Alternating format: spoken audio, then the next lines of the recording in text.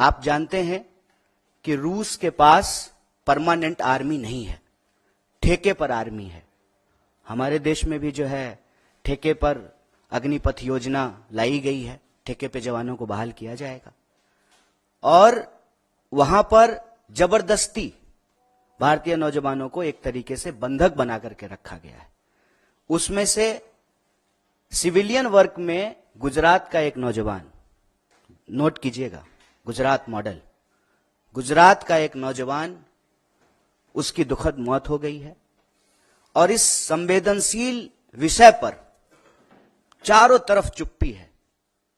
होता है ना कि मोबाइल में एक वाइब्रेशन मोड होता है और एक साइलेंट मोड होता है। तो जब प्रचार की बात आती है, फोटो ऑप का बात आता है, तो प्रचार मंत्री सक्रिय हो जाते हैं, वाइब्रेशन मोड ऑन हो जाता है। और देश से जुड़ा हुआ कोई विषय हो, नौजवान से जुड़ा हुआ कोई विषय हो, तो साइलेंट मोड पे चले जाते हैं। ये कितनी गंभीर विषय है कि देश में अगर देश के नौजवान अपने देश के लिए शहादत दे रहे हैं, जान दे रहे हैं, तो यह बात समझ में आती है कि यह देशभक्ति है, राष्ट्र के लिए जो है आप अपनी जान दे रहे हैं। दूसरे देश की लड़ाई में, दूसरे देश के वार में भारतीय नौजवानों को क्यों जाना पड़ रहा है? इसका एक सीधा संबंध यह है कि हमारे देश में जो नौजवानों के भविष्य के साथ खिलवाड़ किया जा रहा है, जिस तरह से बेरोजगारी का दंश उनको झेलना पड़ रहा है। और आप सब जानते हैं कि पिछले 10 साल में बेरोजगारी दर लगभग दोगुनी हो गई है। 45 साल में देश के इतिहास में इतनी बेरोजगारी कभी नहीं थी। लाखों पद केंद्रीय विभागों में खाली हैं और सरकारी जो क्षेत्र हैं, राज्य सरकार के अधीन जो आते हैं, उसकी तो हालत आप सब देख ही रहे हैं कि क्या हो रहा है।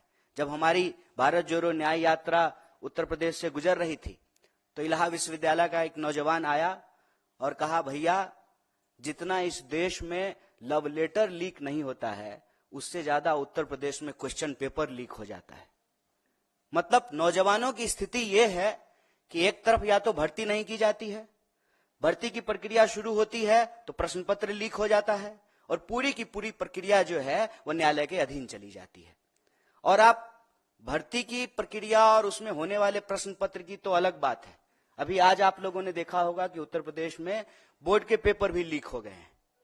ये जो देश के नौजवानों के साथ इतना बड़ा अत्याचार हो रहा है, और मैं आप सब लोगों से एक आंकड़ा साझा करना चाहता हूं।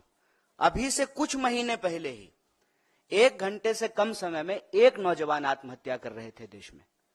अभी का आंकड़ा यह है कि 1 घंटे से कम समय में 2 नौजवान आत्महत्या कर रहे हैं। मतलब देश में रोजगार नहीं मिलेगा तो देश में आत्महत्या करने की स्थिति है।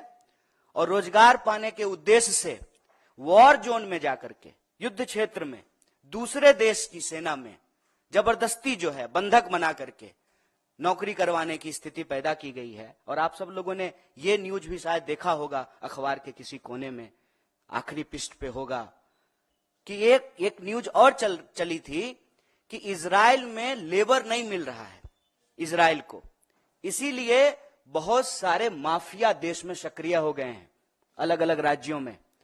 और जो हमारे देश के नौजवान हैं उनको एक तरीके से उनकी मजबूरी का फायदा उठा करके, और एक कहावत आप लोगों ने सुना होगा, मरता क्या ना करता, बहला फुसला करके, सपने दिखा करके कि विदेश में आपको नौकरी मिल रही है, देश के नौजवानों के साथ, उनके भविष्य के साथ खिलवाड़ किया जा रहा है।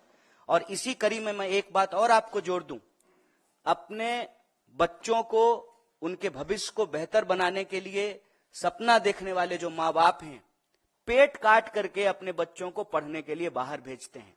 और आए दिन यह खबर सुनने को मिलती है, फिर से अखबार के किसी आखिरी कोने में, कि कभी अमेरिका में जो है किसी नौजवान को किसी यूनिवर्सिटी में मार दिया गया है, भारतीय नौजवान को, कभी ऑस्ट्रेलिया में मार दिया गया है, कभी यूरोप के किसी कोने में मार दिया गया है। और इन सब के बीच दावा क्या किया जाता है? विश्व गुरु का। विश्व गुरु नहीं है गुरु, आप पक्का से ना विश्व गुरु हैं, और आप इस देश के नौजवानों के भविष्य में जहर घोल रहे हैं। और जिस तरह से देश में और विदेश में भारतीय नौजवानों की जान ली जा रही है, यह अपने आप में बहुत दुखद, चिंताजनक और संवेदनशील बात है। इसीलिए हमारा यह कहना है कि देश में तो नौजवानों के लिए मृतकाल चल ही रहा था, अब विदेश में भी भारतीय नौजवानों के लिए मृतकाल चल रहा है।